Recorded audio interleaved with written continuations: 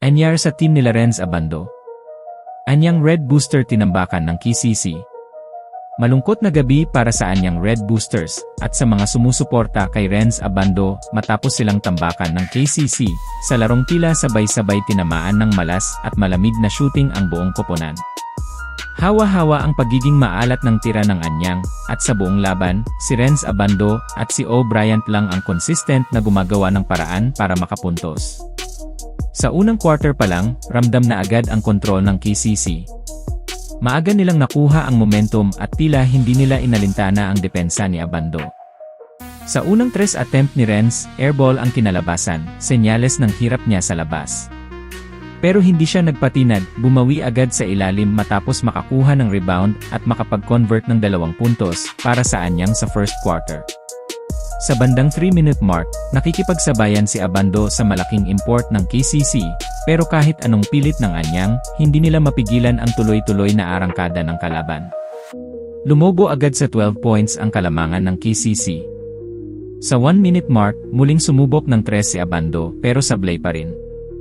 Nagkaroon pa ng kaguluhan sa rebound, at sa huling segundo ng first quarter, muling naglakas loob si Abando sa 3, at dito na pumasok ang kanyang unang 3-pointer ng laro.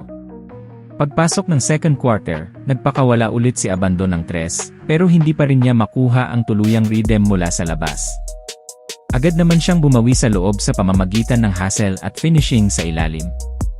Sinubukan pa niyang magpasabit sa isang tira, pero hindi ito tinawagan ng referee.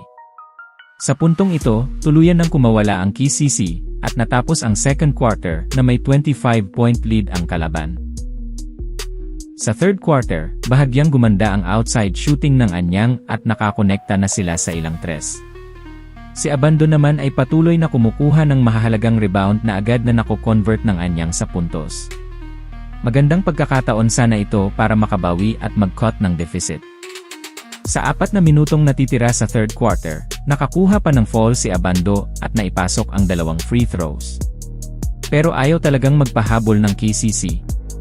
Sa huling segundo ng quarter, nakapuntos pa sila ng 4 na puntos mula sa kanilang local at import players.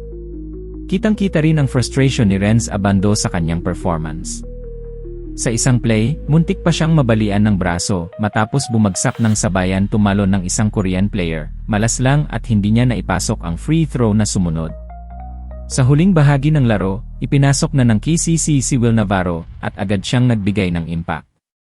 Sunod-sunod ang kanyang puntos, 6 lahat, na tuluyang nagselyo sa panalo ng KCC.